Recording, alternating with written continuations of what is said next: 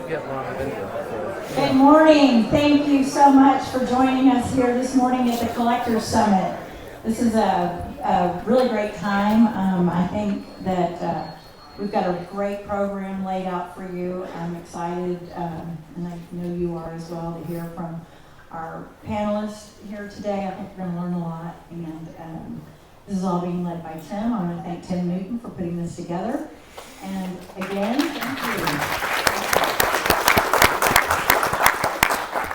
So let's just sit back and enjoy and hear what these guys have to say. Thanks so much for being here. All right, well, welcome. This is, I think, I could have named this Tim and his motley crew, except, of course, for Ginny, But this is going to be fun, freewheeling. We did not do a trial or a practice run, but I'm with geniuses in the art world. These friends of mine are some of the greatest people in the art world, truly, and I'll do quick introductions. So at the far, Ginny Mullins, and Ginny's here. Do you prefer Virginia? My friends call me Jenny. Okay, well, I'll do that. Sorry. Thank you. Yeah, but Ginny's right here in San Antonio area, and we visited her collection the other night. Staggering, phenomenal. It was a joy to be there. Thank you. Thank you for your hospitality. It was, wow. I see a lot of collections. We all do. Wow. And so thank you for being here, Jenny. So then Seth Hopkins, many of you know of him already, director of the Booth Museum of Western Art in Cartersville, Georgia. I probably have to tell the quick story that, Seth and I met along the art trail at events like this. I've got a little echo there. We, and collector friends and, just friends, many mutual friends that we shared. And Seth invited me to come to the Briscoe. Yeah, Briscoe booth, I do interchangeably now. Yeah, but so Seth invited me to come to Cartersville, Georgia, who none of us have ever heard of, to a Western art museum, and what would that be doing in Georgia? And he tried to get me to come for a few years, and I just couldn't make it. I kept thinking, a Western art museum in Georgia? Well, so finally he asked me to come and speak. Well, that played to my ego, and so I said, well, okay, I'll come and speak. Well, whew. I got there and was humbled by the museum. What is it, 220,000 square foot now, or? 120. 120, I'm sorry, I gave you the bonus there. I don't want to have to run any more than we've already got. Right. So the museum is so spectacular and so special, and I stood up at the audience to do my presentation, and I said, I told them the story, and I said, I want you to know, from this, I apologized for having never made it earlier than that. And I said, from this day forward, I'll be preaching the gospel of the booth. And I've never stopped. It's phenomenal. So, amen. There you go. Amen.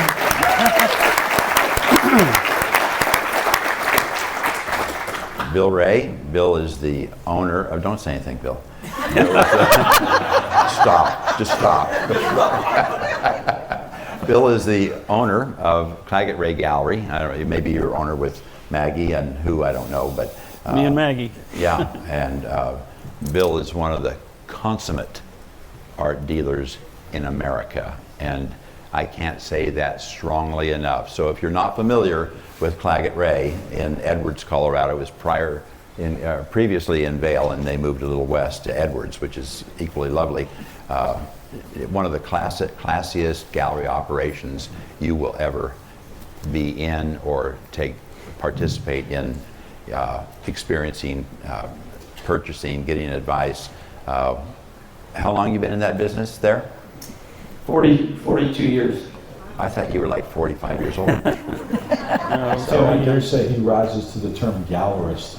Yeah. He does.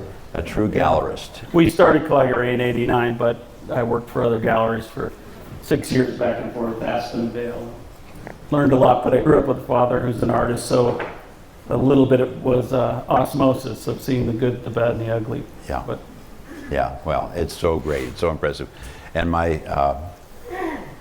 I don't know if it's a fairly recent friendship with Scott Leinen, but Scott lives in Omaha and a major collector with exquisite taste, as you will see tonight when he starts purchasing.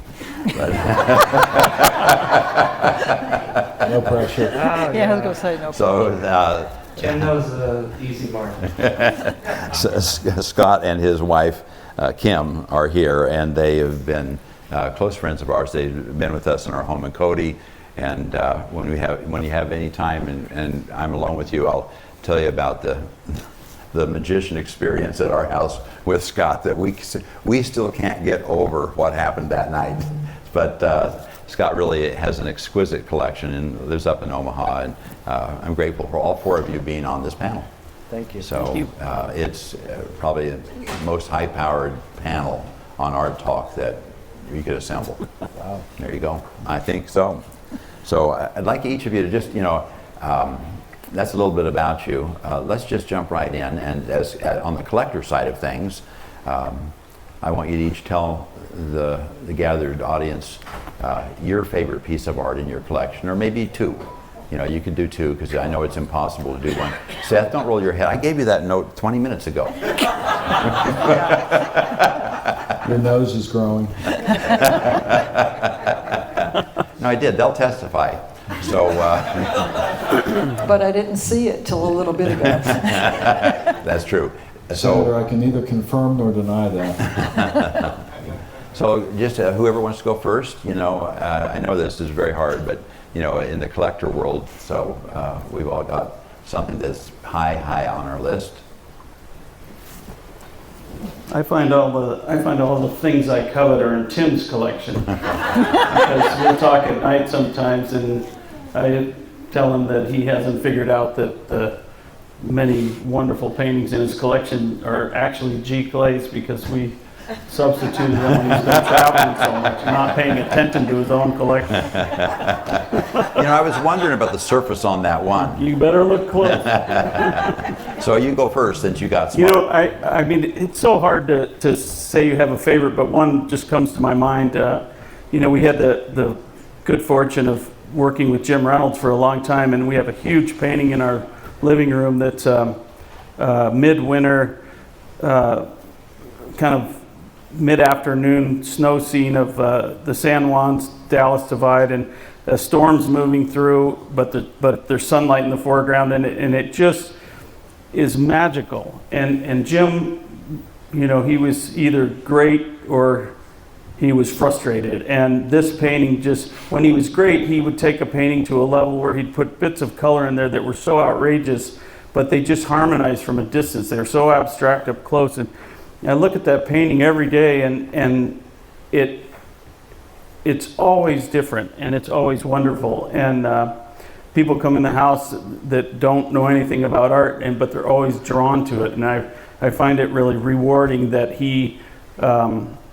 that we worked so closely together for all those years. And when I look at his market today, it's so soft in the landscapes. It's half or less of what it was. And the way I look at that is that it's an incredible opportunity for people to acquire great art. And when anybody tells me that any artist's work, paintings or sculpture, are cheap at auction, I'm like, we should have bought it, because there's some darn good buys out there.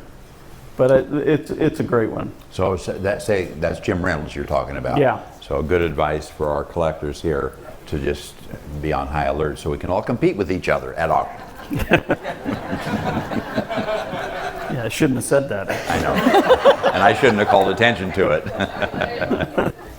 I'll take the option of maybe pointing out a piece or two in my personal collection, but also at the museum's collection, since I get to collect for two. My favorite painting probably at the Booth Museum is also a Jim Reynolds, and it's a Cowboy at Sunset. If you know the one called Arizona Cowboys that won the Prix de West many years ago, it's somewhat similar to that. And I always think about that painting hanging over my mantle, because it hangs in the museum, but I dream about it being on my mantle. And maybe a giclée would be a good opportunity there as well. But as a scholar, I should hate it, I guess, because it's too saccharine, it's too sentimental, it's too beautiful, it's it's too cliche, whatever cliche you want to think about. But by God, it's painted so damn well and it's so freaking beautiful. I don't care about any of that. And I just like to think about having a glass of wine or beer at the end of the day and toasting with the cowboy in the painting and saying, it was a good day, we had a good day, we worked hard, we rode for the brand, I'll see you tomorrow morning. Well said. Wow. And I love that painting. Probably my favorite sculpture in the collection is Ed Mell's Jackknife, which is a piece of public art in a circle in Scottsdale, Arizona. If you know where like Legacy Gallery and where the Dave McGarry Gallery was, right there where that circle is, Marshall Way. That's a Cubist bucking horse, and I have a smaller version of it at the museum. It's one of my favorite pieces of sculpture.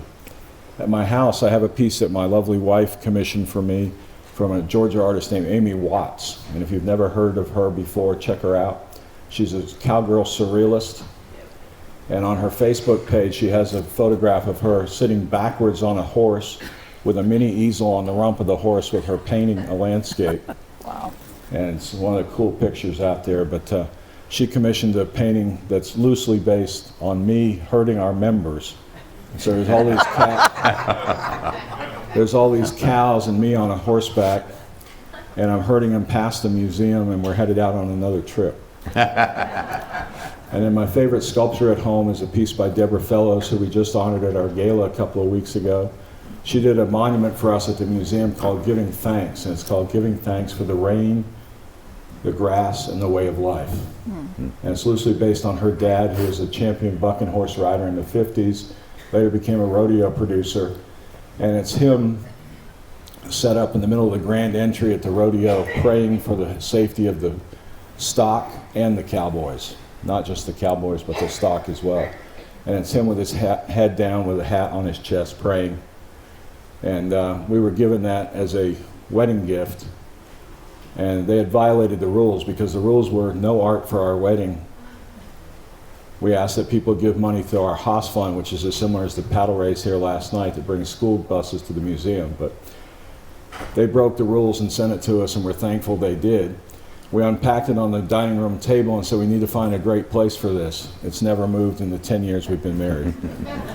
Perfect. Thank you, Seth.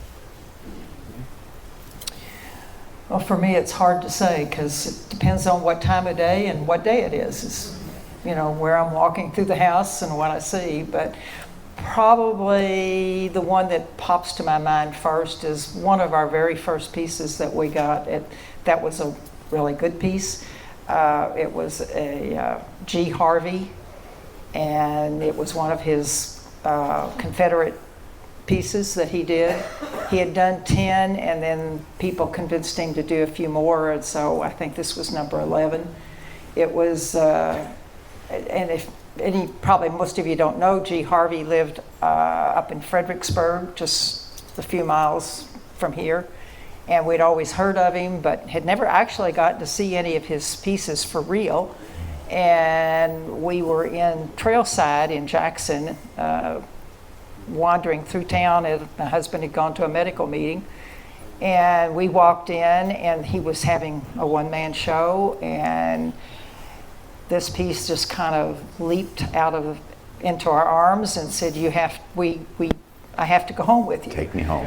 And so we started talking to the gallery guy, and he said, well, he said, the show is for sale, it's going to be 3 weeks from now, you can come back. And we said, no, we can't come back.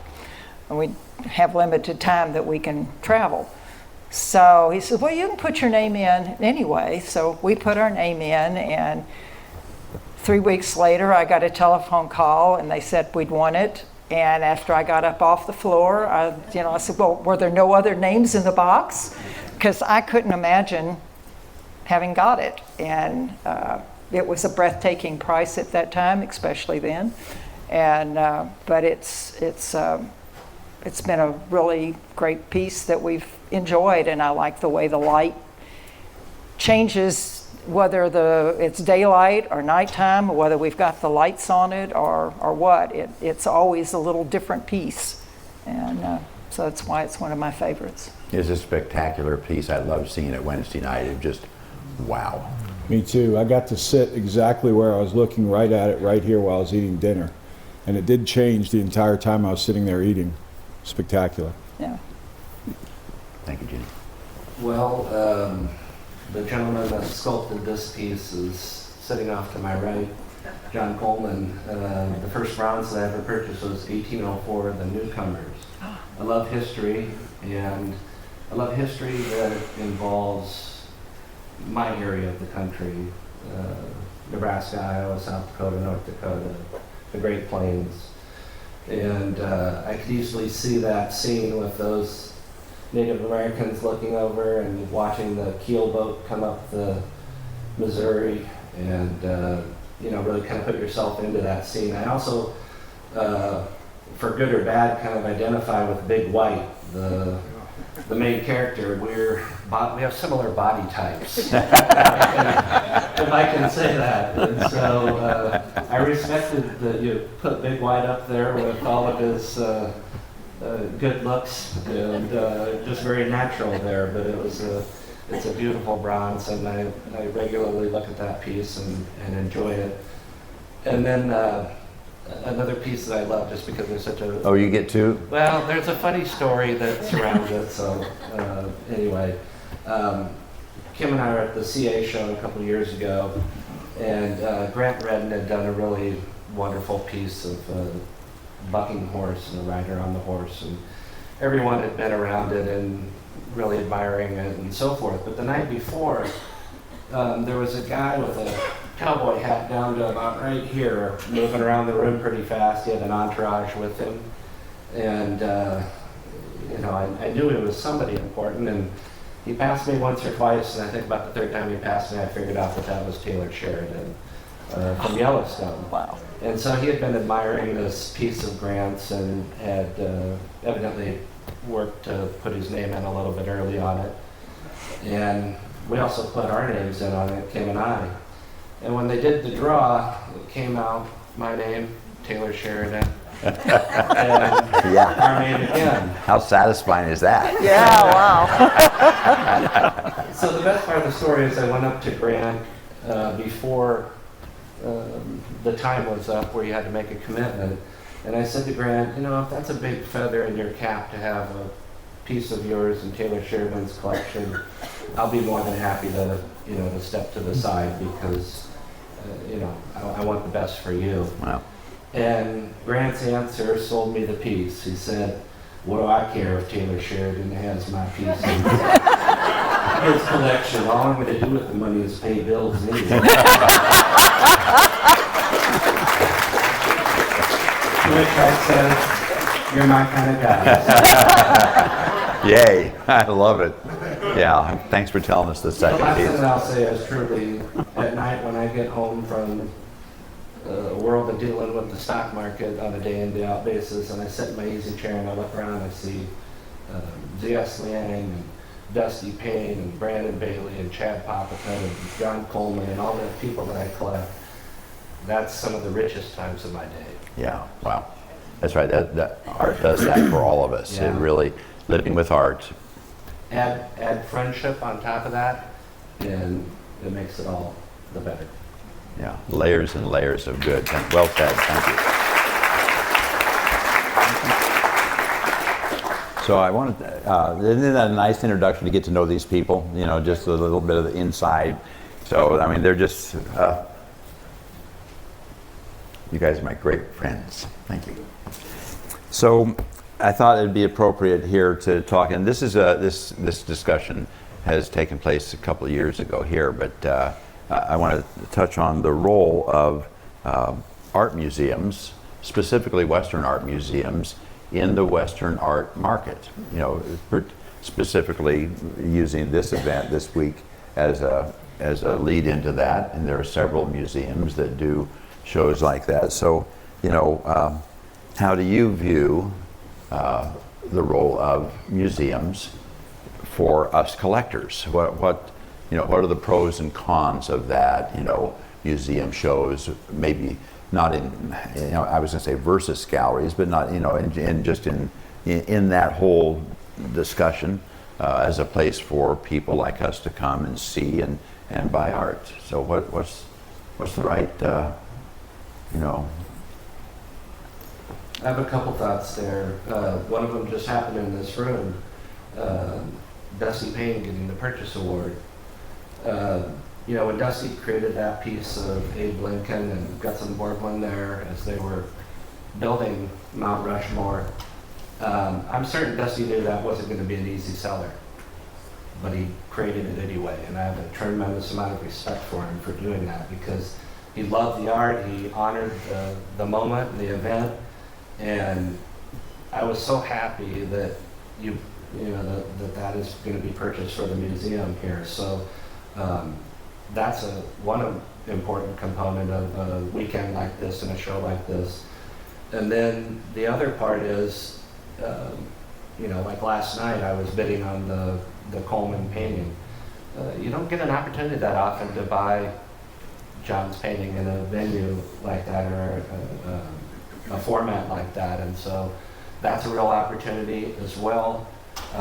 All the wonderful artwork that's upstairs, you know the price of it, and now you just have to be the lucky one to be drawn out of the hat, so to speak.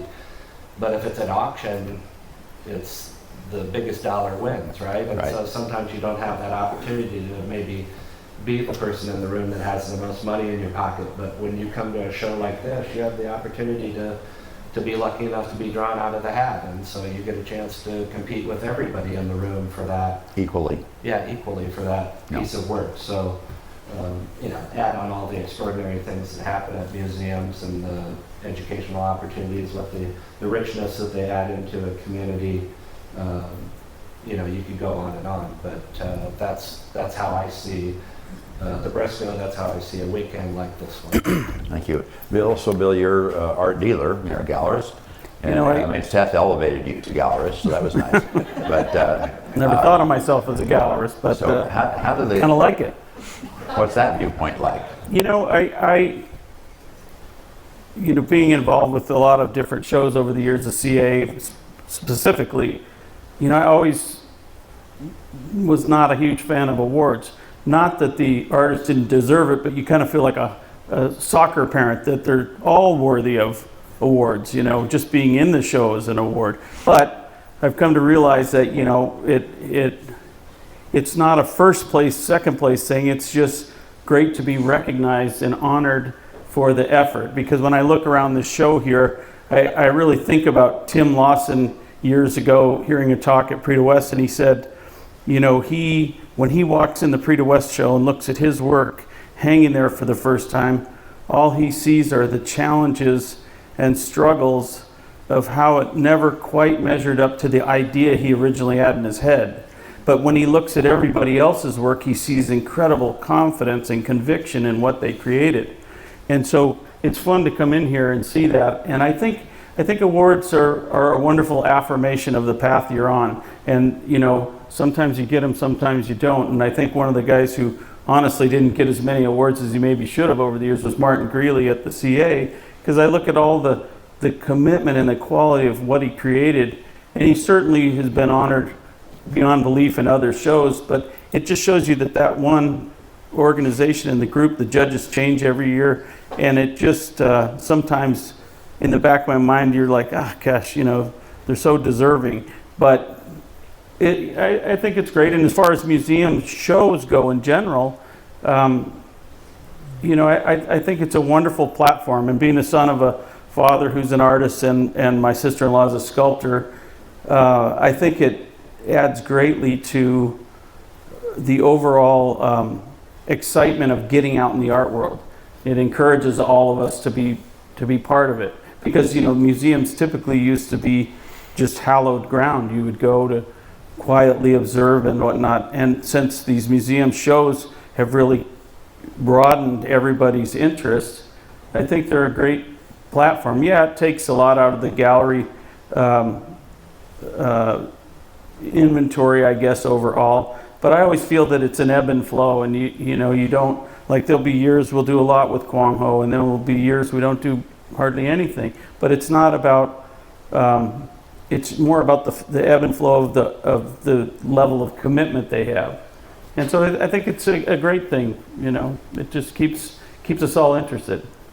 So you don't feel It's too strong a word, hostile toward museum shows that are taken away from your business. You know, it's kind of like it's kind of like the gallery world, where we were in Vail for all, you know, and have been for all these years. But I was friends with Mary Vaughn and Brad and Nidra and Jerry Peters and all the dealers around the country, that Jesus Simpson, these incredible dealers.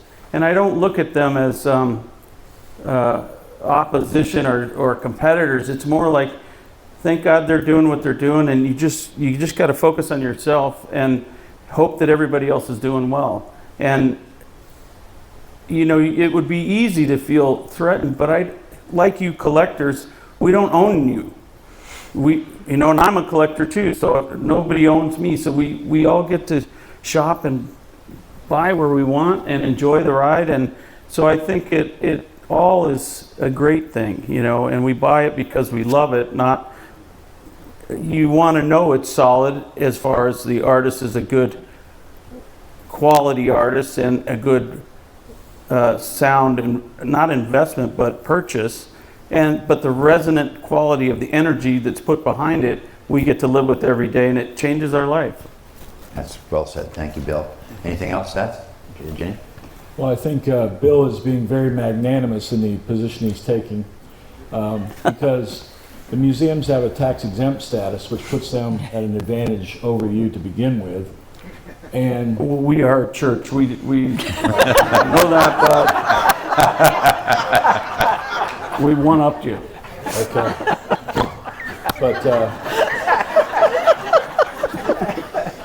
I feel like Amen. it's a church some days. But there are some inherent advantages the museum has over a for-profit gallery, and you know, I think sometimes that gets abused a little bit within the system. And I say that, you know, with all knowledge that my peers are going to hate me for it, but that's okay. I've been there before. I will say that the Western art museums have had a huge role in developing the Western art market as we know it today. And my friend Byron Price, who was my mentor and ran the Cowboy Hall for 10 years and ran the Buffalo Bill Museum 5 years, and then ran the Center for the Study of Western Art at OU and OU Press, says that, you know, without the museums, after the CA formed in 1965, had their first show at the Cowboy Hall of Fame in 1967, I'm not sure we'd be all sitting here today. And that if you look at where Western art was in 1960, there might have been a dozen guys trying to make a living. There were none of the magazines we saw on the screen earlier. There were hardly any galleries. There was a couple of museums. You look 20 years later, there's 100 galleries. There's thousands of artists trying to make a living. There's 5 magazines, 6 magazines covering the field. The museums had a tremendous role in developing that, whether it's the Cowboy Hall of Fame or after the CA show moves to Phoenix, the Prix de West gets started, all these other shows pop up. They bring legitimacy and exposure of Western art to crowds like this all over the country. And the coverage of that in the magazines had a lot to do with it. And so the museums definitely had a major role to play, and still do today. I just think we need to be careful about how many and where and how much work they are taking out of the market away from the galleries, who are an important part of the story as well. It is a 3-legged stool. Good. Any comments there, Jenny? Well, coming from a very personal and somewhat artistically uneducated, we bought because we found things we liked. And by going to the museum shows, we were exposed to a huge variety of artists and art. And you have to go to a whole bunch of galleries to get exposed to that much. And we had very limited time that we could shop and enjoy the art. And so for us, the museum shows were where we chose mainly to buy. Plus, I like supporting the museums. But it was as much because we got a chance of exposing, seeing a lot of different artists, and I wish we could have afforded a lot more and had a house big enough to put them in. And we only have one house, so we had to be choosy, and it was really great. And it was great getting to be able to be at a place in the museum shows where we could meet people and meet the artists and appreciate their art even more, and sometimes buy it because we got to talk to them and, fell in love with the artist and that type thing. So. Tim, I think might be instructive if you talk about your experience getting started as a collector, Yeah. and the museum being in the vetting role for you. No, you're right. So Kathy and I went in the mid-90s. We started going to Jackson Hole. We had friends that lived out there in Big Sky, and they said, let's meet down Jackson Hole to the art festival. And at the National Museum of Wildlife Art, they had their annual miniature show. It was Western Visions, and it was a miniature show. They had the first year that we went they probably had about 75 artists, and nothing was bigger than a 10 by 12, very much like our small works upstairs. But Sue Simpson was curating that show, and if you don't know, Sue Simpson is one of the great art people in America, and she runs a beautiful gallery in Cody, and she had curated that so well that just the best artists were in that show, kind of like this show. She was a good teacher to me, and so it was Jim Morgan, it was Clyde Aspavig, it was Chris Blossom, and it was a real mix. It was wildlife, but not necessarily only wildlife. And so we, in that crowd, and the big money crowd in Jackson, was super wealthy, and we didn't have 2 nickels to rub together hardly, but we went, and we could buy, the first year we bought a $1,300 Michael stack, and it was by the luck of the draw. So, a person standing next to me that was a billionaire, they didn't have an edge over me. And because the show was so well curated, to your point primarily, Seth, we paid attention, and that led us to, look at galleries and whatnot for more art by certain people. But for years, we went to that show, this is 25, probably been to that show 25 times. But that was my art education. So because it was a well-curated show, that helped to train my eye to know what to look at and who the artists were, and then to get to meet the artists and be there. They were all there. Jim Morgan was the first guy. Jim, raise your hand. Jim was the first guy that I met there, and then it was Tucker Smith right after that, and then Clyde Aspavig, and they were all very hospitable and welcoming. But we built a collection that was a fairly low dollar. Prices were, in the days it was just a miniature show, were hardly over $3,000. I'll never forget the third year, in 98, we were drawn for Clyde Aspavig's Goats in Norway, a little 10 by 12 painting that was $3,000. And Kathy looked at me and said, we bought a painting of goats for $3,000? But everyone in that show wanted that painting, and they drew her name. And it's one of the great little paintings in our collection, I'll tell you that. You stole that too? Well, he's honest, and you're all my witnesses. Just remember whose painting it really is. Right. Yeah, you're right.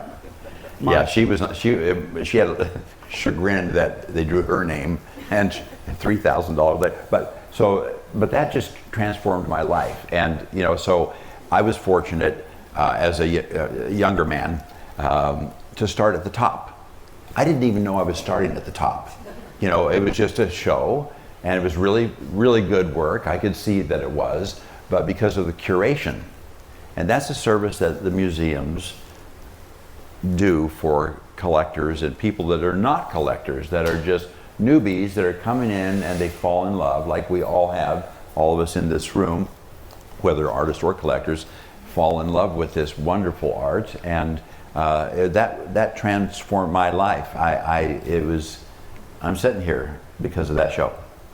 It is interesting because when you think of the museum shows, what artist would not want to have the platform of a museum show where it can be up for a period of time, and it's so exciting for the artists and for collectors to come in and see it. And I just think it plays such an important role. And I was telling Brad and Ginger, especially Brad, last year when I sat down with him before the auction, of how proud I was of and am of what he's doing there in Scottsdale, because a lot of you may or may not remember, Scottsdale really was in jeopardy of collapsing as an art market. And by Brad and Ginger stepping up and the world-class shows that they've been putting on, it helps us all, but it's such a great anchor for Scottsdale. And it makes a difference. And you look at galleries like Maxwell Alexander's doing amazing things, and galleries like Insight that are doing amazing things. And, you know, all of us around the country benefit from all of those galleries and museums that work hand in hand. And it is a crazy commitment. Scott Christensen and I were talking earlier, but it's, you know, the balance of how many shows can you be in. But that will ebb and flow as all these professional men and women make their choices. But how lucky are we? We're in the art world. Yeah, no. Talk about Scottsdale, I was reminded, I was going to mention what Seth talked about, the great Ed Mell jackknife sculpture that the museum has. I see in the upcoming Scottsdale art auction, there is a small version of jackknife in that auction, and that's a spectacular. Oh, were you going to buy it? Uh-oh, Yeah. No, competition just rose. It's a spectacular piece. I can say that because I have one. So. It's a cold cast. We 3D printed this copy. Can the guy in the middle please get off the platform?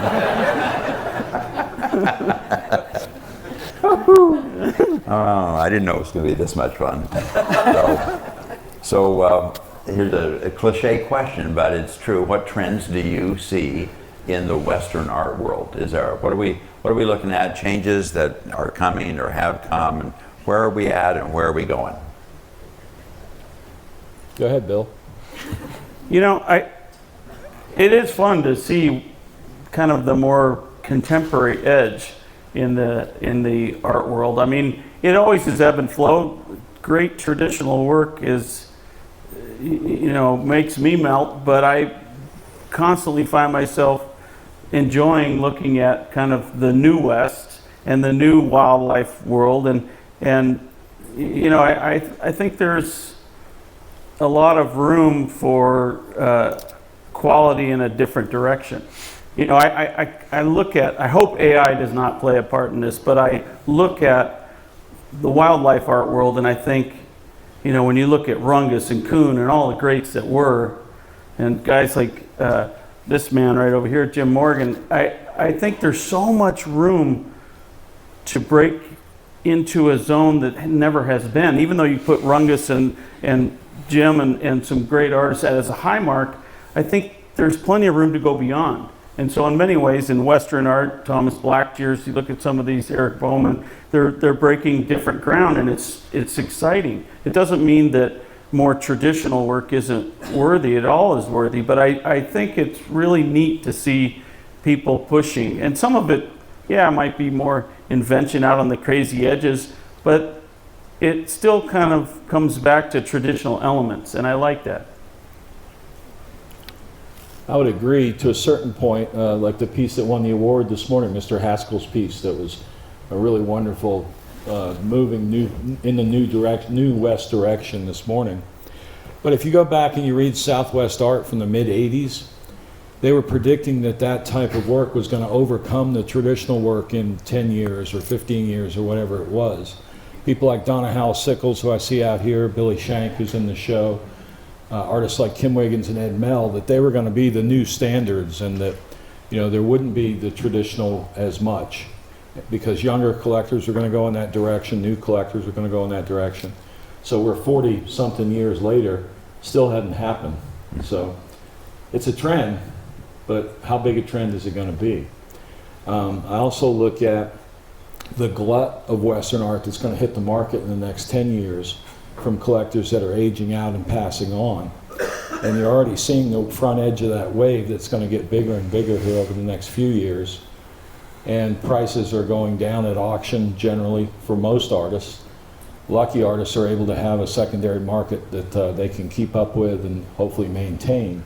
But that's going to have an effect on the market over the next few years.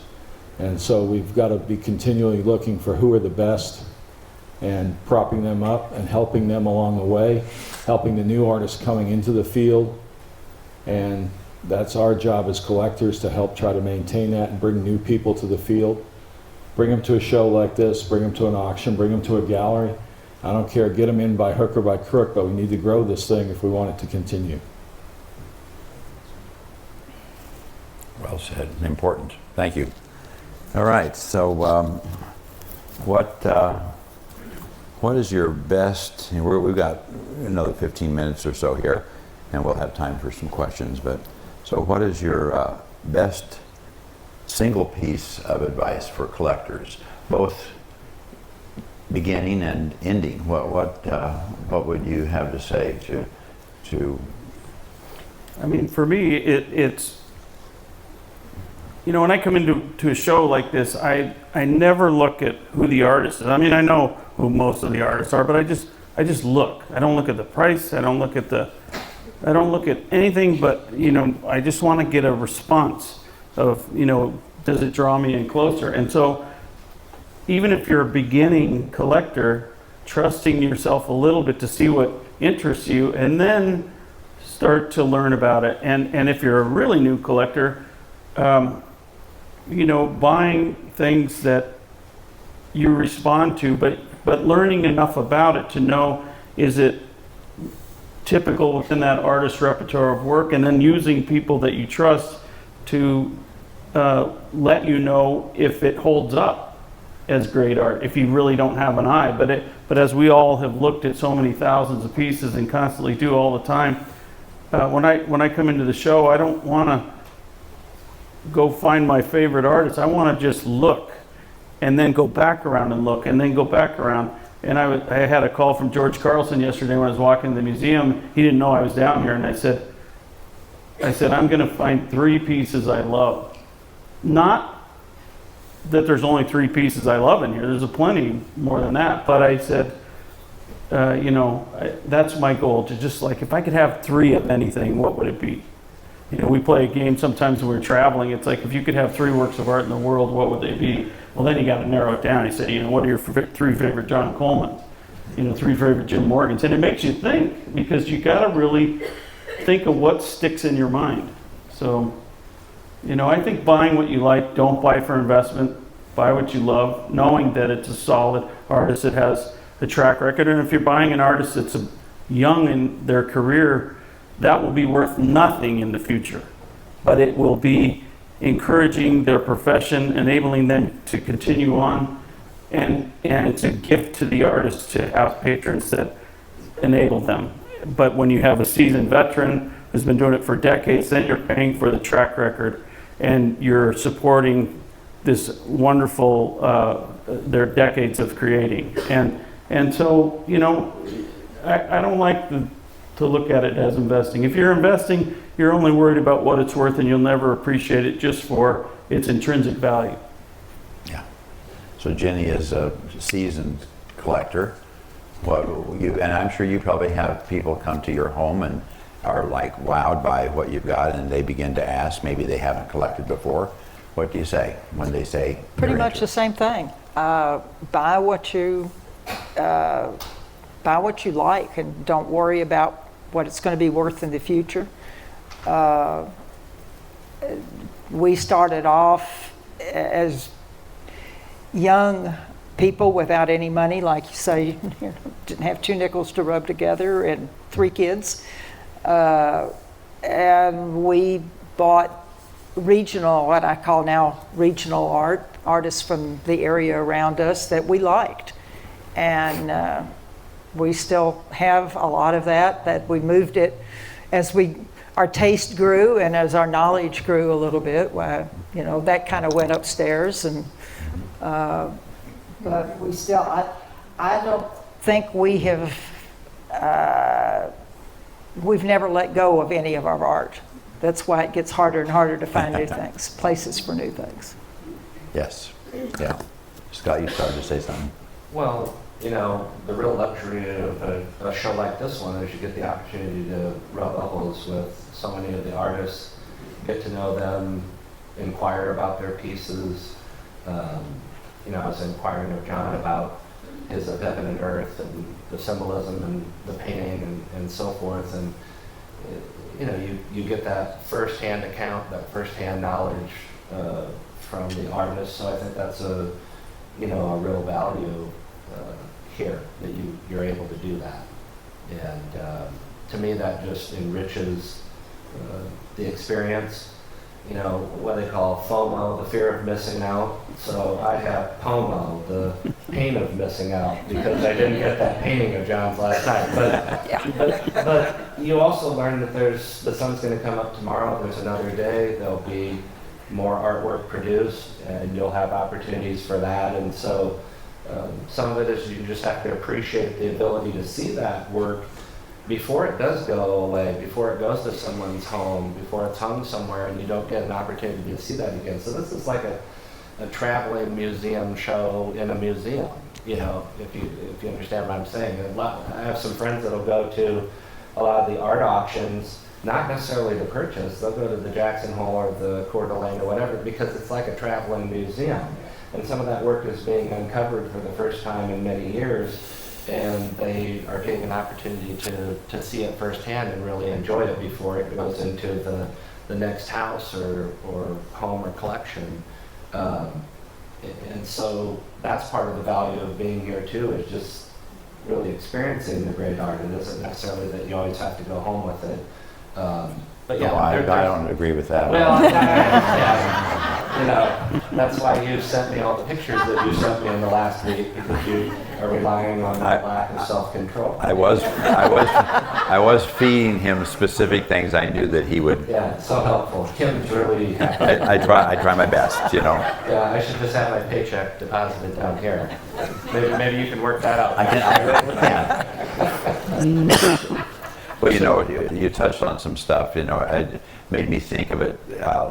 We haven't addressed it specifically, but talking about museum shows, well, this is like coming to a convention for a weekend. We've got an art convention here, and we have opportunities like this that are educational, and we have events where we rub elbows with other collectors and artists. And, you look at the kinds of things that Seth does with the booth, where you've got, you and your 40 friends that travel together. I mean, the camaraderie.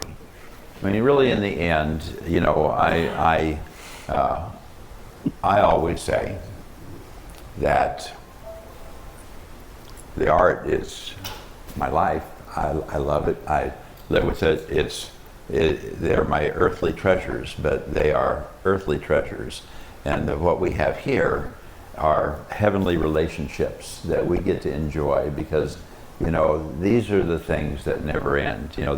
The time that we have, the friendships that we develop, people that then end up actually making a difference in someone else's life. May not be art related at all, but just that we have this camaraderie and we become family and we sincerely care about each other. And that happens in a setting like this, where you've got 3 days where you're together and you have a connection that's beyond material and physical. It can be spiritual, and we love each other. I stood up this morning here when we gave awards, and I wanted and thank yous. And I stood and I looked out over you all and the artists that were in the room for the awards, and I'm a weepy guy, and I had to catch myself to speak, to say thank you. Because I looked out and I saw Jim and, John and all of the artists that I know, some intimately and wonderfully, and that's what it's about. In the end, all of our stuff is just stuff, and it will be gone. But we have much more than that. That transcends mere humanity, and it's a real blessing. I think that these events give us those moments that can be life-changing. Well, you all have a terrible addiction, and this is Art Buyers Anonymous, and we're going to do an intervention. That's what we're really here to do, is to make you aware that you have this terrible addiction. And one of the things I do to help people with that is called Couples Collections Counseling. And it's something I invented a few years ago to prevent having fist fights in the gallery when we were on these trips. So what I do is I get the couple to come to the museum, and we can do this here in the show today if anybody needs it. I give each of the couple a legal pad, and I send them in opposite directions. And I say, go give every piece hanging in the gallery 10 to 15 seconds. Every piece through the whole show or gallery or wherever we're working at. And I say, when you come back to me, have written down the 10 pieces you most would want to live with. See first thing in the morning, see last thing at night before you go to bed. Which 10 pieces would you want to own? And be the steward of, really not the owner of, for the foreseeable future. So usually one come back and they have 8 or 9. They couldn't find 10 that reached such the high bar they had set for that. The other one's got 17 because they couldn't narrow it down to 10. Yeah, that'd be me. But I sit down with those 2 lists and I try to create a Venn diagram for them. So it's cowboys, Indians, landscapes, wildlife, loose, tight, bright, subdued, whatever it might be. And they're probably not going to have the same piece on either of the lists, but there may be some commonality where I can draw a Venn diagram and say, okay, here's a little box. Loose wildlife pieces, or really tight cowboy work, or contemporary Indians, or whatever it might be, that we can draw a little box around and say, okay, this is where we need to start. You've got some commonality here in this box, and here's 10 artists who fit in that box. And that's not to say we're not going to buy outside the box, but at least gives us a starting point to look at where there's some commonality in the couple. Now, if they're all over the place and they don't have anything that matches up, then I have to say, okay, we're not collecting as a couple, we're doing his and hers art collection. And then we talk about the budget for the year. We talk about, you know, if it's his and hers, he buys a piece, she buys a piece. Where is he going to hang his piece? Where is she going to hang hers? How do we divide the house up? And so if we have these conversations in advance, we don't have to have the fight in the gallery about who's buying what when, and how the budget's getting divided and all that kind of stuff. But at the end of the day, the piece that we select has got to pass the Seth Hopkins pink fuzzy slippers test. That's Sunday morning when you have your pink fuzzy slippers on, a cup of coffee in one hand and a New York Times crossword puzzle in the other.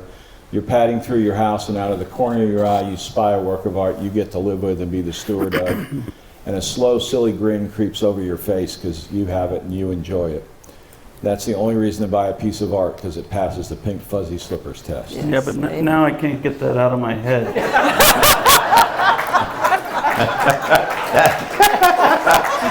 Seth in his slippers.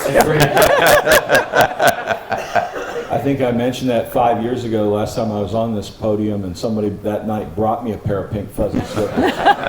You should have worn them in today. Yeah. Well, that's They perfect. didn't quite fit. The perfect way to come to the end of our time to speak. So I'm sure we must have a few people. We've got a few. It's about noon now. Must have a few people that have questions that they'd like to. Yes. I just have a comment about the pink fuzzy slippers. So my wife sees them every morning, gets a cup of coffee, sits in the same chair. Yeah. Here you go. We're going to give you a mic. He was saying his wife sits in the same chair with a cup of coffee every morning. Yes, she gets up every morning, cup of coffee, sits in the same chair, and looks at a painting of Donna Howe Sickles, and we cannot move that painting from where it is every morning. So. That's great. Good. What a way to start your day, huh? Yeah. Yeah. Okay, we've got here a question over here.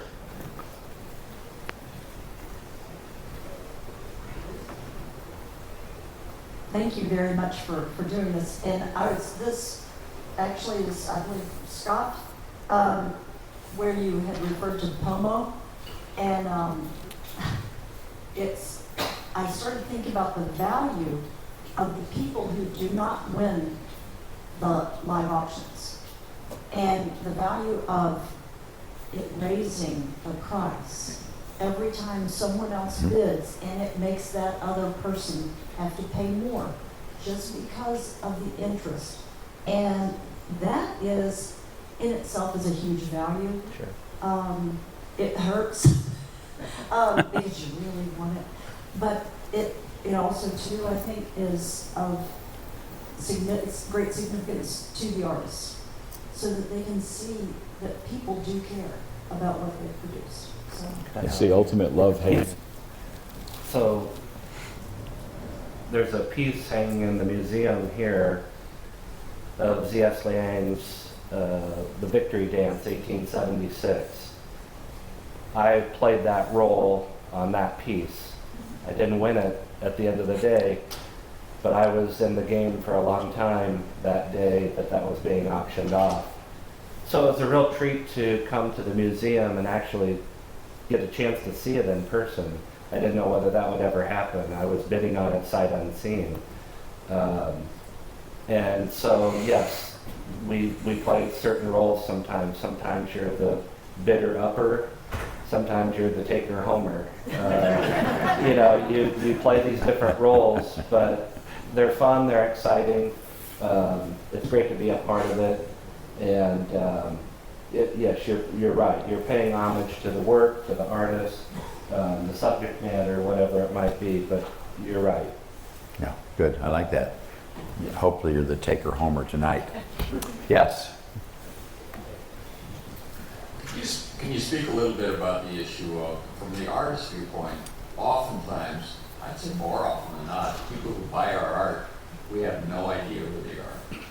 And it's interesting, I like these events because we get to meet a lot of them. But particularly through the gallery market, they hold the buyers list very close to the vest, and I understand that. It's a very valuable asset to the galleries, but I don't know what I'm really saying other than over the many years of doing this, there's a frustrated feeling that I would love to know and have interactions with a lot of the artists, the collectors who buy our art. I know a lot of artists feel the same way. And we're never sure how to reach out, or wherever I have a chance, I say, please, here's my card, send me an email and we can develop a relationship.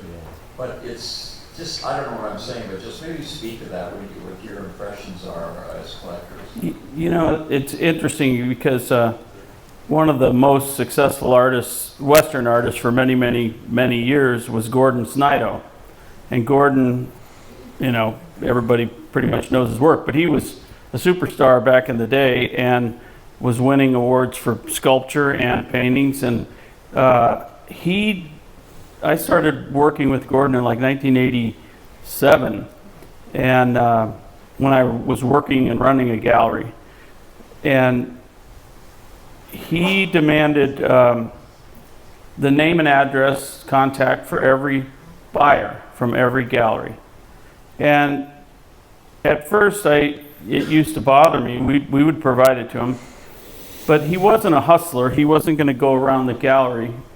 But the reason I think it was actually a really important thing that he really doesn't paint today, but so he has about a 60-year track record of clients. And what I came to find very appropriate and wonderful from his aspect was the gallery is the representative of his art, and it's typically a handshake deal. So we're just working with all of you on a handshake deal, and if the relationship falls apart for some reason, the artist doesn't want to work with the gallery or vice versa, or the gallery closes, it isn't the artist's fault that the relationship changes. The collector who has bought their work, the artist as a database to reach out for future generations of knowing who owns that is pretty important. Today with the auction world, all those pieces coming back, there are ways to kind of find pieces again, but I think it was a very interesting and respectful thing that Gordon wanted. He might want to send him a Christmas card. He certainly was going to put the hustle on him, but he really wanted to thank them, and he wanted to, so he did a big show at the Smithsonian in 2000, and there were a lot of pieces that were sold in the 70s, 80s that he acquired back and 90s for that show because he knew where they were. Yeah, that's a big deal to get them back. So, Jenny. go ahead. Well, coming from a collector's point of view, when we first started out going to museum shows and stuff, we were scared to talk to the artist. Mm-hmm. They were gods as far as we were concerned. And still are. And you know, we were reluctant to talk to them, but when we finally did, I think Christy Mullins probably one of the first ones we ever talked to, and we got to know them, and it made the piece so much more special to us, and made us go look for pieces if we did go to a gallery, we look for their pieces at the gallery, and go to a show where those artists might be. So getting to know the artists for us was a big deal. I think the smartest thing I ever saw, Bill, was some artists from the 70s and 80s that the paintings we have at the museum say on the back, 1 year from the purchase date, please contact the artist to have the painting varnished. And it had their contact information. Yeah. And that was their way around it. Yeah. So let that be a tip to you, artists.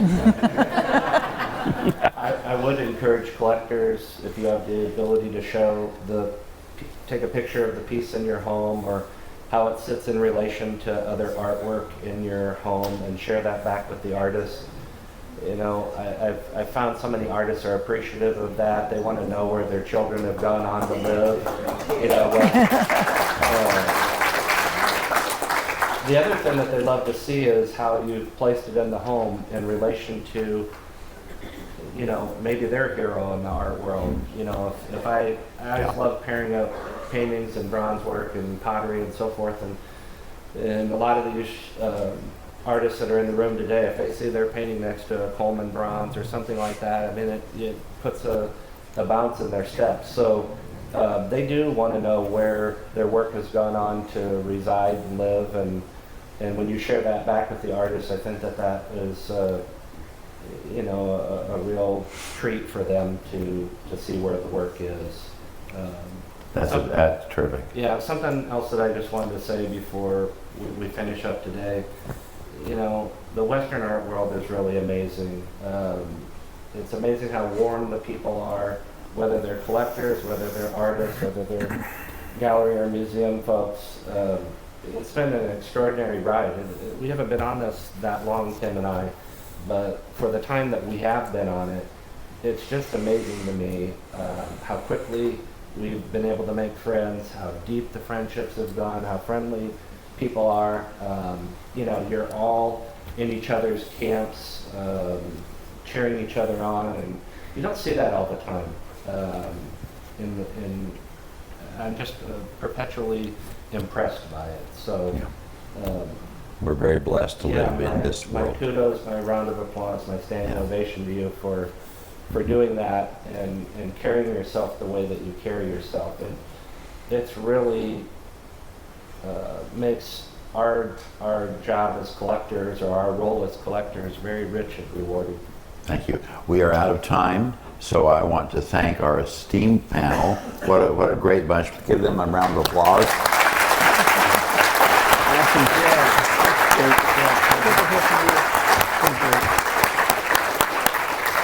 Tim? How about it for Tim? Yeah.